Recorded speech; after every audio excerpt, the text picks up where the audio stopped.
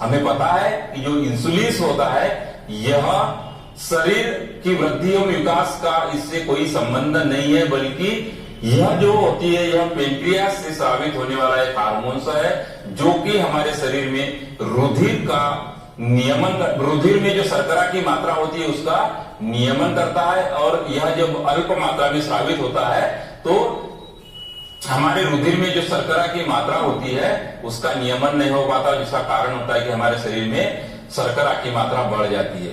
तो यह 4 ऑप्शन जो है ये बी, ए, सी तथा डी जो होता है यह सत्य है, जबकि डी जो है वह इंसुलिन के लिए असत्य कथन है।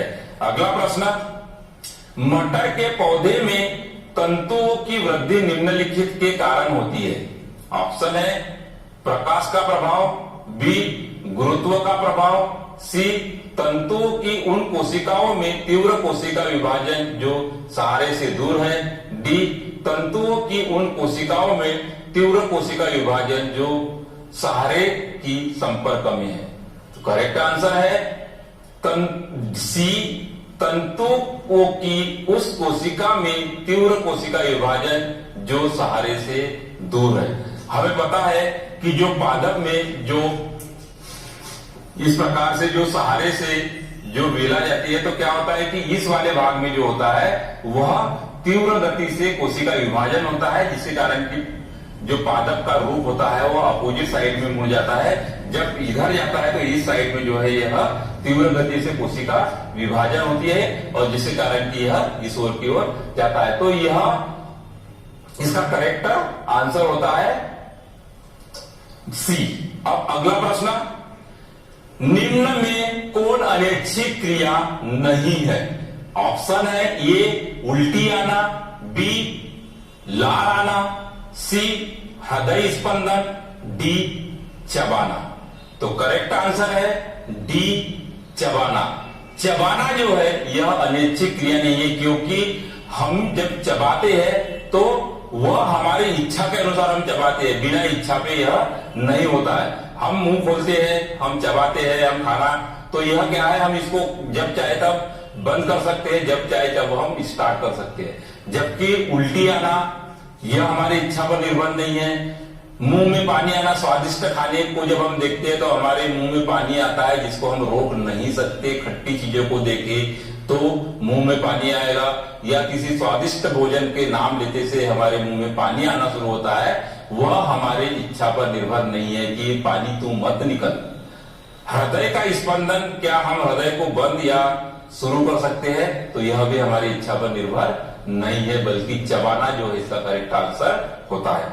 अब अगला प्रश्न, यदि एक व्यक्ति महिला पुरुष तीव्र सर्दी जुकाम से पीड़ित है तो वह, ऑप्शन है सेब एवं आइसक्रीम के स्वाद का अंतर नहीं कर पाता, डी इत्र की गंध एवं अगरबत्ती की गंध में अंतर नहीं कर पाता, सी हरे प्रकाश से लाल प्रकाश में अंतर नहीं कर पाता, डी ठंडी वस्तु में गर्म वस्तु में अंतर नहीं कर पाता। तो हमें पता है इसका करेक्ट आंसर जो है डी इत्र की गंध एवं अगरबत्ती की गंध में अंतर नहीं कर पाता। देखो सूंघने वाली जो चीजें हैं इसमें दिक्कत हो रही है।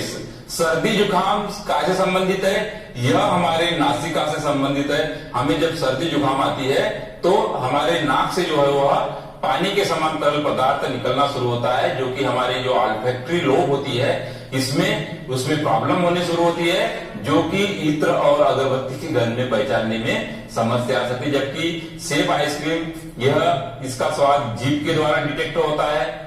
हरे प्रकाश और प्रकाश के लिए हमारी आंख उत्तरदायी होती है, और ठंडी गर्म वस्तु जैसे हमें पता है कि हमारी त्वचा में कुछ सेंसरी ऑर्गन्स होते हैं जो कि इसका काम करते हैं। तो इसका करेक्ट आंसर क्या है? डी। अब अगला प्रश्न, सूरजमुखी पुष्प का सूर्य के मुखातिव होकर गति करना निम्न के कारण है। ऑप्शन है ये प्रकाशानुवर्तन, बी गुरुत्वानुवर्तन, सी रसायनानुवर्तन, और डी होता है जलानुवर्तन। तो करेक्ट आंसर है ये प्रकाशानुवर्तन। प्रकाशानुवर्तन का मतलब होता है कि जो सूरजमुखी का पौधा आपने देखा होगा कि सूर्य से जब सूरज का जिस डायरेक्शन में सूरज होता है उस दिशा में यह सूरजमुखी का पौधा भी जो है वह उसका सामना करता है, मतलब इसका मुंह हमेशा सूरज की तरफ होता है। और जैसे जैसे सूरज की में गति होती है उसी प्रकार सूरजमुखी भी फूल में गति होती है, तो यह प्रकाश के कारण होने वाली गति है, इसलिए इसको हम क्या बोलते हैं, प्रकाशानुवर्तन। अगला प्रश्न, पकी हुई पत्तियां और फल का वृक्षों से अलग होकर गिरना निम्न पदार्थों के कारण होता है। ऑप्शन है ऑक्सिन, बी जिब्रेलिन, सी एब्सिसिक अम्ल और डी साइटोकाइनिन। तो करेक्ट आंसर है सी एब्सिसिक अम्ल। यह अम्ल जो होता है यह पत्तों फलों और पत्तियों को जो वृक्ष से अलग होते हैं इसके एब्सिसिक अम्ल के कारण, क्योंकि यह क्या करता है, इनको पका देता है और पकी हुई चीज चाहे पत्ती हो या फल हो यह पौधे से अलग हो जाती है। अगला प्रश्न, मस्तिष्क का कौन सा भाग हृदय स्पंदन तथा श्वसन गति की दर को नियंत्रित करता है? ऑप्शन है ए सेरिब्रम, बी मेडुला, सी सेरिबेलम, डी डायनसेफेलम। तो करेक्ट आंसर है बी मेडुला। मेडुला जो भाग होता है हमारे शरीर में यह पश्चिम मस्तिष्क में पाया जाता है और यह हमारे शरीर में जो, तो मेडुला या डी ऑप्शन जो है इसका सत्य आंसर है, क्योंकि यह हमारे शरीर में जो है यह अनैच्छिक गतियों का भी नियंत्रण, जैसे हृदय का स्पंदन श्वसन गति जो होती है यह हमारी इच्छा पर निर्भर नहीं करती, तो इस प्रकार से इसका आंसर डी होगा। अगला प्रश्न, निम्नलिखित में असंगत जोड़े को छाटिए।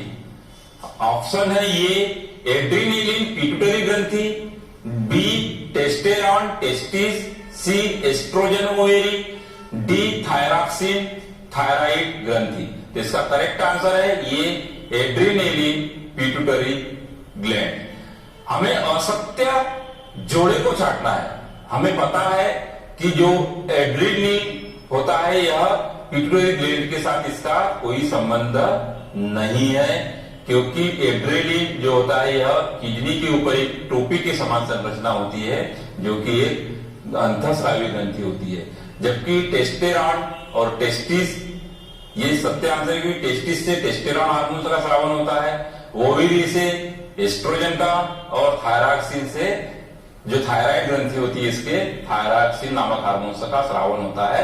तो करेक्ट आंसर है या असंगत जोड़ा कौन सा है, ये एड्रीनलिन पिट्यूटरी ग्रंथि। अगला प्रश्न, मनुष्य में पौरुष बढ़ाने वाला हार्मोन्स है, ये एस्ट्रोजन, बी टेस्टोस्टेरॉन, सी इंसुलिन, डी वृद्धि हार्मोन्स। तो करेक्ट आंसर है बी टेस्टेरॉन। टेस्टेरॉन जो हार्मोन्स होता है यह पौरुषत्व या सेकेंडरी सेक्सुअल कैरेक्टर के लिए जिम्मेदार होता है, जैसे दाढ़ी में बालों का आना और जनन अंगों के विकास से संबंधित यह हार्मोन्स होता है। अगला प्रश्न,